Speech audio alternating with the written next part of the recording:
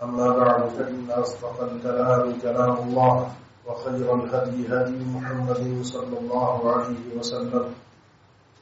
وشر الأمور محدثاتها وكل محدثة بدعة وكل بدعة ضلالة وكل ضلالة في النار. أعوذ بالله من الشيطان الرجيم. بسم الله الرحمن الرحيم. إنما مثل الحياة الدنيا كماء أنزلناه من السماء فاختلط به نبات الأرض فأصبح هشيما تذروه الرياح وكان الله على كل شيء مقتدرا.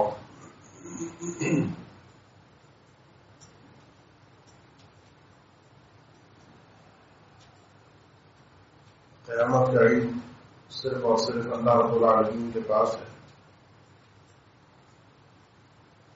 لیکن قیامت سے پہلے اللہ تعالی نے کچھ احوال اور مناظر اس قسم کے رکھے ہیں جن کے ذریعے سے ایک مسلمان اپنی آخرت کی تیاری پر توجہ دے سکتا ہے، اپنے دنیا کے معاملات کو بہتر کر سکتا ہے اور اپنے ایمان کی سلامتی کے لیے ہر قسم کے معاملات میں، مسائل میں اپنے ایمان کو مقدم رکھے گا۔ ان نشانیوں میں کچھ نشانیاں اچھی بھی ہیں، کچھ ایمان کے لیے فتنے بھی ہیں اور کچھ کا معاملہ درمیان کا ہے۔ انہی نشانیوں میں سے جو بڑی بڑی نشانیاں ہیں جن کا آخری زمانے میں وقوع پذیر ہونا ہے،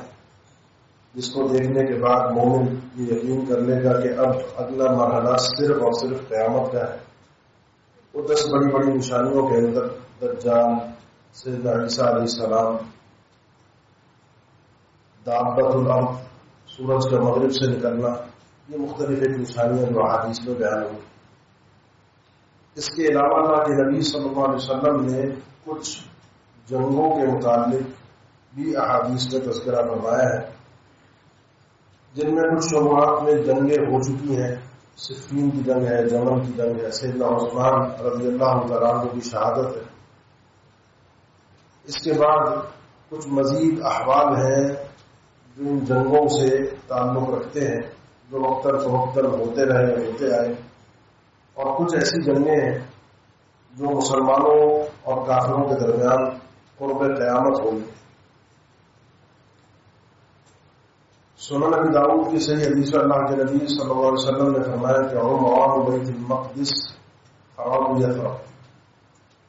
بیت المقدس اس کا آباد ہو جانا، اس کے بعد یثرب یعنی مدینہ کا بے آباد ہونا ہے، اور خراب یثرب خروج الملحمہ، اور مدینہ کی بے آبادی، ویران ہو جانا۔ اس کے بعد ایک بڑی جنگ، ایک خطرہ نکلے گا، اور خروج الملحمہ فتح القسطنطنیہ، اس بڑی جنگ کے بعد قسطنطنیہ فتح ہوگا، اور قسطنطنیہ جب فتح ہوگا تو اس کے ساتھ ہی خروج الدجال، دجال کا نکلنا ہے۔ یہ 4 چیزیں اللہ کے نبی صلی اللہ علیہ وسلم نے بیان فرمائی ہیں، لیکن ان 4 چیزوں میں ایک کے بعد دوسری کے درمیان کسی وقت کا تذکرہ نہیں ہے کہ ایک ہوگی تو فوراً دوسری چیز ہوگی، سوائے ایک آخری چیز کے جس میں قسطنطنیہ کی فتح کے بعد دجال کے آنے کا تذکرہ حدیث میں فوراً ہی ملتا ہے۔ اس میں جو جنگ کا تذکرہ ہے خروج الملحمہ، ایک بڑی جنگ جو کہ دیگر احادیث میں اللہ کے نبی صلی اللہ علیہ وسلم نے بیان فرمایا، صحیح مسلم کی حدیث ہے کہ قیامت اس وقت تک قائم نہیں ہوگی جب تک کہ روم یعنی نصارہ اعماق یا دابر نام کی جگہ پر آ کر اپنا پڑاؤ ڈالے، اور ان سے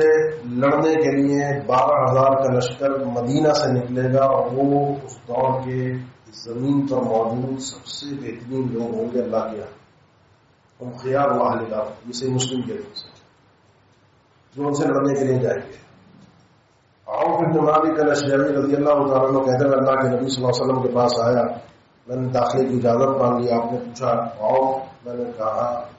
آپ نے کہا اندر آ جاؤ. آپ نے صلی اللہ علیہ وسلم 6 چیزوں کا تذکرہ فرمایا کہ قیامت سے پہلے 6 چیزیں گن لوں کو. اس میں 6ٹھی چیز اللہ کے نبی صلی اللہ علیہ وسلم نے بیان فرمائی, والسادسہ ہدنۃ بینکم وبین بنی الاسفر, ایک صلح ہوگی بہت بڑی جو کہ تمہارے اور مسلمانوں کے درمیان اور نصارہ رومیوں کے درمیان ہوگی. یہ رومی اللہ کے نبی صلی اللہ علیہ وسلم نے فرمایا 80 غایہ لے کر آئیں گے. سیدنا عمر نے پوچھا غایہ سے مراد؟ آپ نے فرمایا غایہ 80 جھنڈوں کے تحت آئیں گے اور ہر جھنڈے کے تحت 12,000 لوگ ہوں گے. فرمایا یہ لوگ آ کر تم سے لڑنے کے لیے اکٹھے ہوں گے اور ان سے جب تمہاری صلح ہوگی, دیگر روایات میں جو تذکرہ ہے یہ بہت بڑی صلح کے بعد اس صلح کے ٹوٹنے پر پھر مسلمانوں کے ساتھ ان کی بہت بڑی جنگ ہوگی. یہ رومیوں کے ساتھ ہے, نصارہ کے ساتھ ہے, جس کا ایک خاص تذکرہ حدیث میں ہوا ہے بالکل آخری زمانے میں ہے, دجال کے آنے سے پہلے, جس میں مدینہ کی بے آبادی کا بھی تذکرہ ہے. اور اسی کے ساتھ اس جنگ کے ساتھ قسطنطنیہ کی فتح کا بھی تذکرہ ہے, کیونکہ اللہ کے نبی صلی اللہ علیہ وسلم سے احمد کی حدیث سے آپ سے سوال ہوا کہ روم پہلے فتح ہوگا یا قسطنطنیہ پہلے فتح ہوگا. آپ صلی اللہ علیہ وسلم نے فرمایا یہ ہیراقل کا جو شہر ہے جس سے مراد آپ کی قسطنطنیہ تھی, یہ روم سے پہلے فتح ہوگا. قسطنطنیہ اللہ کے نبی صلی اللہ علیہ وسلم نے فرمایا, صحیح مسلم کی حدیث ہے, آپ نے صحابہ سے پوچھا کہ تم نے ایک شہر کا تذکرہ سنا ہے جس کا ایک حصہ خشکی پر ہے اور ایک حصہ پانی میں ہے؟ صحابہ نے فرمایا بالکل سنا ہے. فرمایا یہ وہ شہر ہے کہ جو فتح ہوگا اللہ تعالیٰ اس کو فتح فرمائے گا, اور اس کے لیے بھی 70,000 کے الفاظ ہیں کہ جس کا گھیراؤ کریں گے, اس کے گرد اکٹھے ہوں گے. ان 70,000 لوگ ان کے اکٹھے ہونے کے بعد اللہ کے نبی صلی اللہ علیہ وسلم نے فرمایا یہ جو فتح ہوگی یہ فتح ہوگی کہ جب یہ کہیں گے لا الہ الا اللہ واللہ اکبر, یہ ذکر ہوگا جس ذکر سے اس شہر کی ایک جانب ان کے لیے فتح ہو جائے. پھر دوسرے ذکر پر بھی اسی طریقے سے ہوگا, اور تیسرے ذکر پر اس مدینہ, اس شہر کے قسطنطنیہ کے دروازوں کو مسلمانوں کے لیے کھول دیا جائے گا. اور جب یہ دروازے کھلیں گے مسلمان وہاں داخل ہوں گے, مال غنیمت کی تقسیم کا مرحلہ ہوگا. اسی وقت ان کے علم میں آئے گا کہ دجال آ گیا ہے, اور یہ سب کچھ چھوڑ چھاڑ کے اپنی حفاظت کے لیے, اپنے بندوبست کے لیے شام کی طرف دوڑیں گے. یہ ساری احادیث جو مسلمانوں کے لیے, قسطنطنیہ کی فتح کے لیے, مسلمانوں کے رومیوں کے ساتھ, نصارہ کے ساتھ فتح کے لیے, جھگڑوں کے لیے, لڑائی کے لیے, جنگ کے لیے, ملحمۃ الکبریٰ جس کو کہا جاتا ہے, یہ احادیث میں ان چیزوں کا تذکرہ موجود ہے. یہ 2 بڑی جنگیں ہیں جن کا ایک تذکرہ احادیث میں آتا ہے, لیکن قسطنطنیہ کی فتح جو ہے وہ بغیر جہاد کے ہے, بغیر لڑائی کے. اس موقع پر لڑائی نہیں ہے. قسطنطنیہ فتح ہوا, شیخ البانی نے بھی ذکر کیا, دیگر شارحین حدیث نے بھی ذکر کیا ہے کہ قسطنطنیہ فتح ہوا ہے سلطان محمد فاتح کے ہاتھوں 857 ہجری میں, لیکن وہ مارکا لڑ کے فتح کیا گیا. لیکن یہ جو فتح ہے جس کا تذکرہ حدیث میں ہے یہ بغیر لڑائی کے ہے. اس کا مطلب یہ علاقہ دوبارہ مسلمانوں کے ہاتھ سے نکل کر پھر کافروں کے قبضے میں جائے گا. یہاں پر پھر ایک لڑائی ہوگی, یہاں پر پھر ایک جنگ ہوگی, لیکن وہ جنگ کے بغیر ہی اللہ تعالیٰ مسلمانوں کو فتح عطا فرمائے گا. یہ 2 بڑی جنگیں ہیں جن کا تذکرہ ہے. اس میں ایک جنگ کے اندر شام کا تذکرہ خصوصی طور پر ہے کہ جس میں اللہ کے نبی صلی اللہ علیہ وسلم نے فرمایا کہ جب تمہارا روم سے قتال ہوگا, جو اصل روم شہر ہے اس وقت بھی اسی نام سے ہے, تم ان کو جب فتح کرو گے تو تمہارا بہترین لشکر جو ہے وہ مسلمانوں کا جو اس دن فسطاط المسلمین یومئذ بأرض یقال لها غوطا بمدینۃ یقال لها دمشق. دمشق شہر کے اندر غوطا نامی جگہ پر مسلمانوں کا اصل پورا لشکر اکٹھا ہوگا, جہاں پر پوری کمانڈ ہوگی, اور یہاں سے نکل کر یہ لوگ یہ جہاد کریں گے اور اللہ کے اعلاء کلمت اللہ کے لیے ان علاقوں کو فتح کریں گے. یہ آخری زمانے میں نصارہ کا یہ احوال اللہ کے نبی صلی اللہ علیہ وسلم نے ذکر فرمائے کہ نصارہ کے ساتھ مقابلے میں یہ سارے معاملات طے پائیں گے مسلمانوں کے, جس میں شام کا بھی خصوصی طور پر تذکرہ ہے. شام سے مراد فلسطین بھی ہے،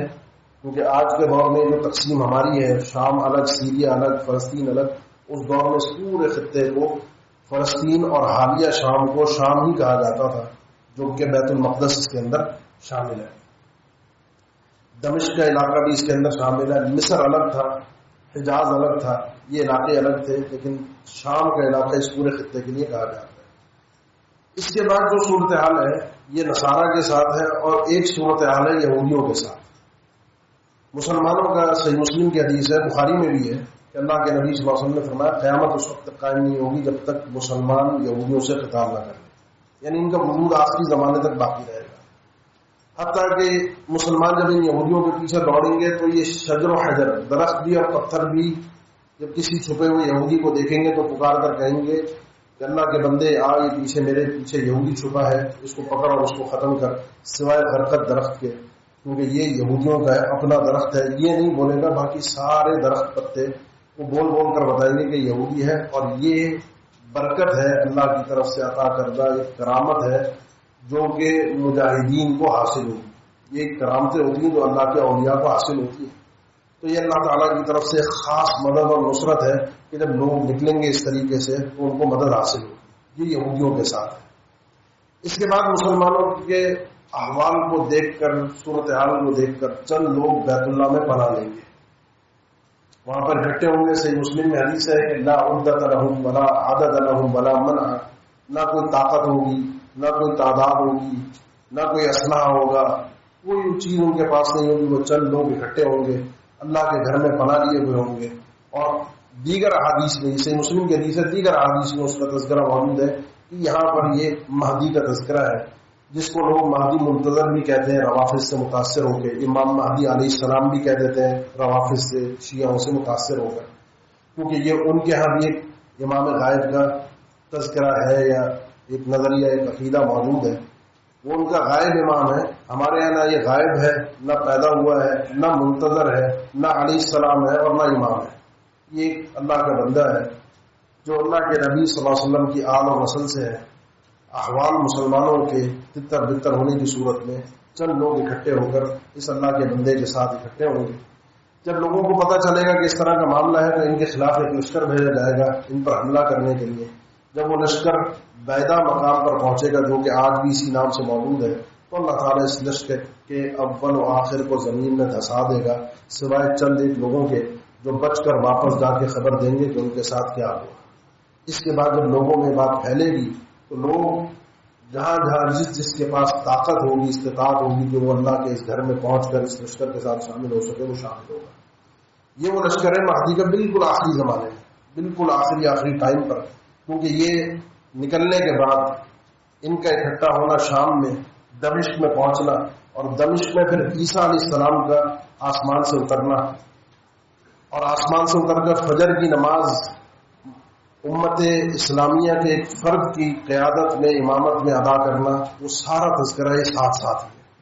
ادھر ایک لشکر کا تذکرہ دیگر احادیث میں جن کا تذکرہ ساتھ ساتھ ہے، لیکن طبرانی کی حدیث میں ان کو ایک ساتھ ہی ذکر کیا گیا ہے کہ ادھر ایک میری امت کا ایک گروہ ہند کے ساتھ جہاد میں مشغول ہوگا اور وہ ہند کو فتح کرے گا۔ ہند کو فتح کرنے کے بعد ادھر عیسیٰ علیہ السلام کا نزول ہوگا، اور سنن نسائی کی حدیث میں ان دونوں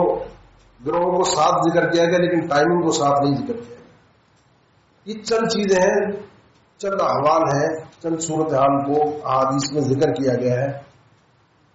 اس کو بتانے کا مقصد صرف آپ کو یہ تھا، یہ اتنی گہرائی میں یا تھوڑی باتوں کو تذکرہ کرنے کا کہ ہے احادیث میں اس قسم کی بشارتیں موجود ہیں۔ ہم اس میں سے 3 باتیں ہمارے لیے بڑی قابل غور ہیں۔ پہلی چیز یہ ہے کہ یہ جو واقعات اور حالات ہیں جن کے اندر اس قسم کے معاملات کا تذکرہ ہے، یہ ہمارے ایمان کے دفاع کے لیے بہت ضروری ہے۔ اپنے ایمان کی انسان کو فکر کرنی چاہیے، اپنے ایمان کی سلامتی کی کوشش کرنی چاہیے۔ نمبر 2، جب یہ احوال اور صورتحال ہوگی، وہ ہوگی، اس سے پہلے آج کے دور میں ہم جس صورتحال کے اندر موجود ہیں کہ چلو جب وہ ہوگا، جب فتح ہوگا، جب عیسیٰ علیہ السلام آئیں گے تو آئیں گے، جب ہوگی صورتحال جو ہوگی، لیکن اس سے پہلے ہمیں بھی اللہ کے دین کی مدد اور نصرت کے لیے اپنا کردار ادا کرنے کے لیے اپنے آپ کو تیار رکھنا چاہیے۔ نمبر 3، جب اس قسم کے احوال، اس قسم کے معاملات، کبھی بھی دنیا کے اندر کہیں کوئی جنگ ہو جائے، کہیں بھی کوئی صورتحال اس قسم کی بننا شروع ہو جائے، تو ہمارے سامنے چند پیشن گوئیاں سامنے آتی ہیں، ویڈیوز آتی ہیں، کالے جھنڈے، مہدی کا آ جانا، خراسان، کالی پگڑیاں، اس قسم کی کئی چیزیں ہم سنتے ہیں۔ جن حدیث میں تذکرہ صرف اتنا ہے جو صحیح حدیث ہے کہ خراسان کا علاقہ ہے اصفہان نامی ایک بستی ہے، وہاں سے 70,000 یہودی نکل کر، جو کہ ایران کی ایک بستی ہے، 70,000 یہودی نکل کر دجال کا ساتھ دیں گے۔ باقی یہ کالے جھنڈوں اور کالی پگڑی والی احادیث بین المحدثین، آج کے دور کے، پرانے دور کے جو محدثین ہیں، ان کے درمیان بھی مختلف ہی مسئلہ ہے کہ یہ احادیث قابل اعتبار ہے نہیں۔ امام ابن کثیر نے اس کو کسی حد درجے تک قابل اعتبار مانا ہے۔ اب وہ ان کی صحت کس حد تک ہے، کیا معاملات ہیں، یہ اللہ بہتر جانتا ہے۔ بتانے کا مقصد یہ تھا آپ کو سمجھانے کا کہ پیشن گوئیاں جو ہوتی ہیں کہ اللہ اور اس کے رسول کے فرامین کو کسی خاص وقت پر، کسی خاص حالت پر چسپاں کرنا، یہ اللہ کے دین پر بہت بڑی جسارت ہے۔ یہ اللہ کے دین کے حوالے سے انسان کے اندر بہت بڑی جرت ہے کہ وہ یہ کہہ دے کہ احادیث میں جو چیز بیان ہوئی ہے وہ آج یہاں پر اس صورت میں پوری ہوئی ہے، جبکہ حقیقت حال اس سے مختلف ہوتی ہے کہ جب وہ بادل چھٹتے ہیں، وہ صورتحال تبدیل ہوتی ہے، موسم بدلتا ہے، وہ جنگ ختم ہوتی ہے، وہ احوال سامان نبٹتا ہے، تو پتہ چلتا ہے کہ یہ تو وہ احوال ہی نہیں تھے۔ اس سے پہلے آپ لوگوں نے دیکھا چند سال پہلے شام کے اندر جو کچھ ہوا، تو لوگوں نے وہ شام کے متعلق جو احادیث تھیں اور سارے معاملات تھے ان کو نکال کر کے جو بہترین لشکر، بہترین قیادت، بہترین ہیڈ کوارٹر اور وہ ساری احادیث جو تھیں، وہ سارے کے سارے لوگ کوشش میں تھے کہ کسی طریقے سے وہاں پہنچے، لیکن بعد میں پتہ چلا کہ صورتحال اکثر تبدیل ہو گئی۔ اس لیے انسان کو اللہ کے دین میں جلد بازی سے بچنا چاہیے، اس کی تطبیق میں اس کو فٹ کرنے میں۔ اللہ کا دین بڑا ٹھوس ہے، بڑا ثابت ہے، اس میں کسی قسم کا کوئی رد و بدل نہیں ہے۔ ہوتا یہ ہے کہ جب اس قسم کی پیشن گوئیاں کی جاتی ہیں، اس قسم کے ویڈیوز دیکھتے ہیں اور بعد میں پتہ چلتا ہے یوں تو ہوا نہیں، تو بہت سے لوگ اللہ کے دین کے متعلق شکوک و شبہات کا شکار ہو جاتے ہیں، وہ حدیث کا انکار کرنا شروع کر دیتے ہیں۔ جبکہ ہوتا کیا ہے، میری جو رائے تھی، میری جو ایک سوچ تھی، میری ایک جو میں نے جس طرح سے اس کو چسپا کرنا چاہا، میری رائے غلط تھی، میری سوچ غلط تھی۔ اللہ اس کے رسول کا فرمان اپنی جگہ پر سچا، ثابت اور صحیح، ان پر ایمان رکھنا ہمارے لیے ضروری ہے۔ ہمیں یہ بات بھی سمجھ میں آتی ہے ان حدیث سے کہ غلبہ بالآخر مسلمانوں کا ہے ضرور، کیونکہ بہت سے لوگ ابھی ہمیں بتاتے ہیں کہ مسلمانوں کی قیادت کا دور چلا گیا، اب جو دور ہے وہ امریکہ اور یورپ کی قیادت کا دور ہے، اور مسلمانوں کو چاہیے کہ اس چیز کو تسلیم کریں، ان کی قیادت کو، ان کی سپر پاور ہونے کو، اور اس کو تسلیم کر کے ان کے ساتھ مل جل کر چلیں۔ یہ مسلمانوں کو دیا گیا جو بنیادی عقیدہ ہے الولاء والبراء کا، جو قرآن مجید کے اندر بڑے ٹھوس انداز کے اندر موجود ہے کہ اللہ کے دشمنوں کے ساتھ دشمنی رکھنا دل سے، اور اللہ کے دوستوں کے ساتھ دوستی رکھنا۔ یا ایھا الذین آمنوا لا تتخذوا عدوی وعدوکم اولیاء تلقون الیہم بالمودہ، اے ایمان والو جو میرے اور تمہارے دشمن ہیں ان کو اپنا اولیاء، دلی دوست مت بنانا۔ ظاہری طور پر صلح ہو سکتی ہے، جس کا تذکرہ بھی آپ نے احادیث میں سنا، اللہ کے نبی صلی اللہ علیہ وسلم نے حدیبیہ کے موقع پر صلح کی، اللہ کے نبی صلی اللہ علیہ وسلم نے مدینہ جا کر آس پاس کے جتنے مشرکین اور کفار اور یہودیوں کے قبائل تھے ان سے صلح نامے کی۔ یہ حالات اور سیاست اس وقت جس چیز کا تقاضا کر رہی ہو، وقتی طور پر صلح بالاتفاق مسلمانوں کے علماء کے ذریعے سے اس کا جواز موجود ہے کافروں کے ساتھ، لیکن اس کا معنی نہیں ہے کہ انسان دل سے کسی کافر کو اپنا ولی تسلیم کر لے، اپنا دوست تسلیم کر لے۔ یہ شرعی عقائد کے بنیادی عقائد کے خلاف ہے۔ کسی کو اپنا حقیقت میں دلی دوست کسی کافر کو، چاہے وہ عیسائی ہو، چاہے وہ یہودی ہو، چاہے وہ ہندو ہو، چاہے وہ بدھ مت کا ہو، چاہے وہ سکھ ہو، کسی بھی مذہب کا ہو، اس کو ہم دلی دوست نہیں بنا سکتے، کیونکہ وہ اللہ کا دشمن ہے، وہ اللہ کے ساتھ شرک کرتا ہے۔ ہم اللہ کی عبادت کے لیے پیدا ہوئے، اپنے مصالح اور مفاسد کی خاطر دنیا کے اندر مسلمانوں کے مصالح اور مفاسد کی خاطر وقتی طور پر صلح تو ہو سکتی ہے، لیکن دلی دوستی نہیں ہو سکتی۔ ان چیزوں کو، ان قوانین کو، ان بنیادوں کو ایک مسلمان کو سمجھنا بہت ضروری ہے۔ عیسیٰ علیہ السلام کے آنے کے بعد آخری جنگ ہے، آخری مسلمانوں کے دور کا یہ معاملہ ہے عیسیٰ علیہ السلام آ کر صلیب کو توڑ دیں گے، یعنی مذہب نصرانی ختم ہو جائے گا، خنزیر کو قتل کر دیں گے، جس کے اہل علم نے مختلف معنی ذکر کیے ہیں، جس کا ایک معنی یہ ہے کہ اس کی حرمت اس دور کے سارے اہل ایمان کے درمیان عام ہو جائے گی، یہودی مکمل طور پر ختم ہو جائیں گے اور نصارہ بھی ختم ہو جائیں گے، جو باقی بچیں گے وہ مسلمانوں کے اندر تبدیل ہو جائیں گے۔ عیسیٰ علیہ السلام جب یہ پہنچیں گے، دمشق میں اتریں گے، ان کا سامنا ہوگا بیت المقدس کے قریب دجال کے ساتھ۔ دجال جب ان کو دیکھے گا، ان کو دیکھتے کے ساتھ ہی وہ ایسے پگھل جائے گا جیسے پانی کے اندر نمک، حدیث کے الفاظ ایسے فلما، کیونکہ اس کو اپنی موت نظر آ گئی۔ اور عیسیٰ علیہ السلام ایک ہی بار میں اس دجال کو ختم کریں گے۔ یہ دجال جیسے ہی ختم ہوگا تو ادھر سے اطلاع ملے گی کہ اللہ کی طرف سے کہ اب ایک اللہ کی ایسی خلق سامنے آئی ہے، ایسی مخلوق سامنے آئی ہے جس کا کوئی مقابلہ نہیں کر سکتا، وہ یاجوج و ماجوج ہے۔ اللہ تعالیٰ عیسیٰ علیہ السلام کی طرف وحی کرے گا کہ میرے مومن بندوں کو لے کر طور پہاڑ کی طرف چلے جاؤ، وہاں پناہ لو جا، اور پھر یہ یاجوج ماجوج جو دنیا میں تباہی برپا کریں گے، جو فساد برپا کریں گے، اس کا حدیث میں تذکرہ وہ یہ ہے کہ اس کی مثال نہیں ملتی، جو خون خرابہ ہوگا اس کے تفصیل کے ساتھ حدیث میں تذکرہ ہے۔ لیکن اس کے بعد اللہ تعالیٰ ان یاجوج اور ماجوج کی گردنوں کے اندر دانے اور پھوڑے پیدا کرے گا، جس سے یہ یک لخت مر جائیں گے سب کے سب، اور زمین کا کوئی حصہ ایسا باقی نہیں بچے گا کہ جس پہ پرندہ اتر سکے سلامتی کے ساتھ، لاشیں بکھری ہوئی ہوں گی۔ لیکن اس کے بعد اللہ تعالیٰ کی طرف سے صفائی کا مرحلہ ہوگا، اور پھر یہ اہل ایمان، جو چند اہل ایمان عیسیٰ علیہ السلام کے ساتھ تھے،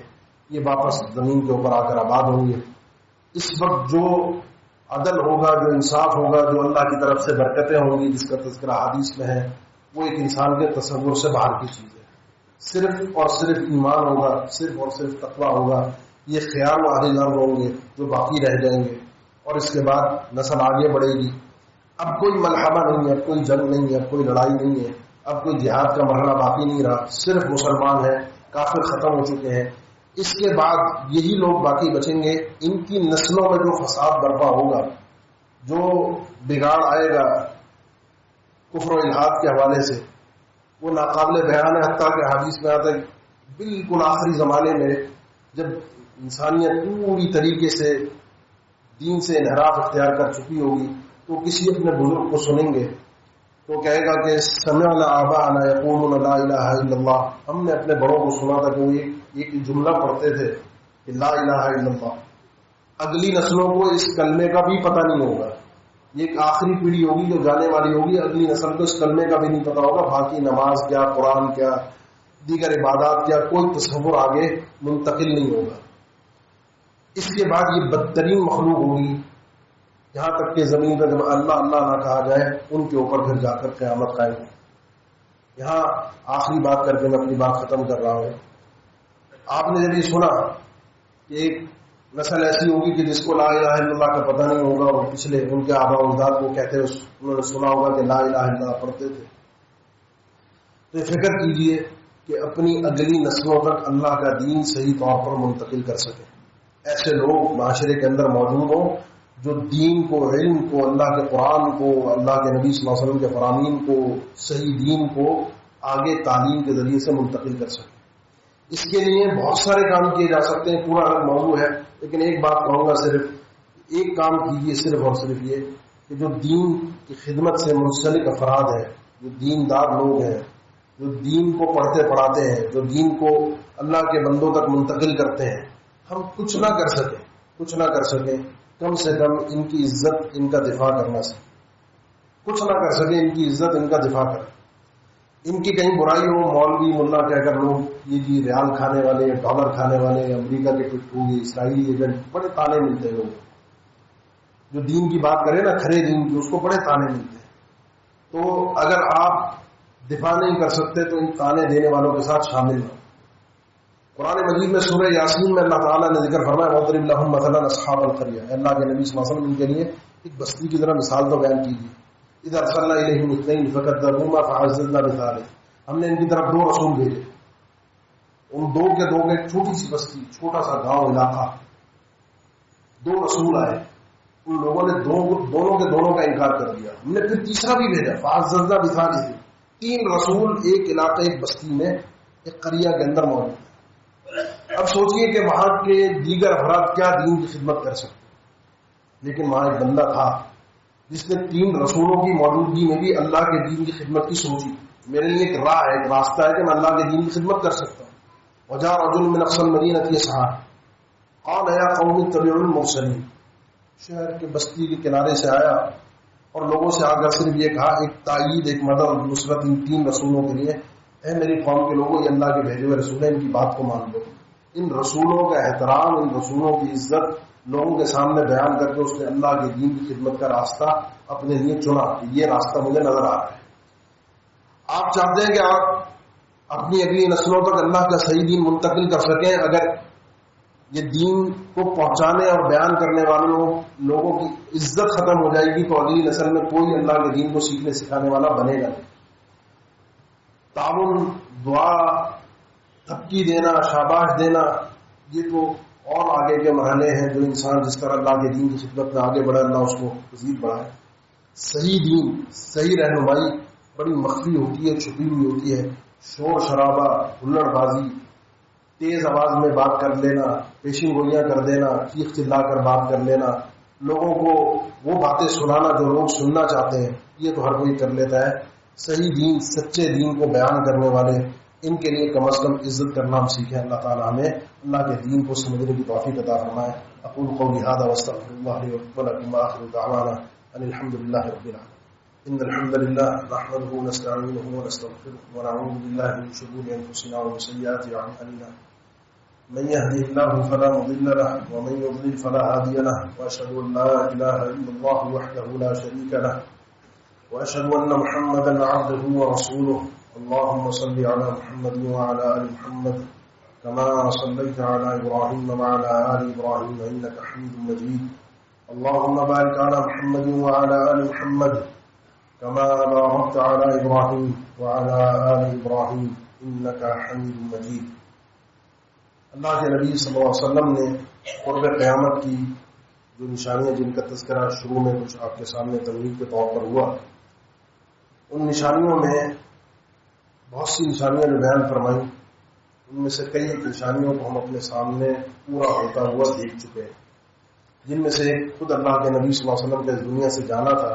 کہ آپ نے اپنے جانے کو قیامت کی علامت قرار دیا، کیونکہ آپ کے بعد کوئی نبی اور رسول نہیں ہے، آپ کے بعد صرف اور صرف قیامت میں آنا ہے. اس کے علاوہ کئی ایک نشانیاں ہیں جو فتنے کے طور پر ہیں، اور اس کا تذکرہ انشاءاللہ کبھی اللہ نے زندگی دی، موقع دیا، اس کی مشیت ہوئی، اس کا حکم ہوا تو ان کو بالترتیب آپ کے سامنے پھر تذکرہ کریں گے کہ بالترتیب کن کن نشانیوں کو ہم گزار چکے ہیں، کن احوال سے ہم گزر رہے ہیں، اور آگے اب کن چیزوں کا انتظار ہے. ان چیزوں کے انتظار سے پہلے سب سے قیمتی دولت ہے آپ کا ایمان اور اعمال صالحہ جو اس کے اندر شامل ہے. اپنے اس ایمان کی فکر کیجئے، اپنے اس ایمان کی حفاظت کیجئے، اپنے اس ایمان کو ضائع نہ ہونے دیجئے. یہی آپ کا کل سرمایہ ہے جو کل قیامت کے دن آپ کی اور میری کامیابی کی ضمانت بنے گا. اللہ تعالیٰ نے سمجھنے کی توفیق عطا فرما دے. بہت سے بھائیوں نے دعا کے لیے کہا ہے، بیمار بھی ہیں، پریشان حال بھی ہیں. اللہ تعالیٰ بیماروں کو صحت عطا فرما دے، جو پریشان ہیں اللہ تعالیٰ ان کی پریشانیوں کو دور فرما دے. اللہ تعالیٰ ظالموں کے انجام سے ہماری آنکھوں کو ٹھنڈا فرما دے. عباد اللہ، ان اللہ یأمر بالعدل والإحسان وإیتاء ذی القربى وینہی عن الفحشاء والمنکر والبغی یعظکم لعلکم تذکرون. فاذکروا اللہ الجلیل یذکرکم واشکروہ علی آلائہ ونعمہ یزدکم ولذکر اللہ اکبر واللہ یعلم ما تصنعون.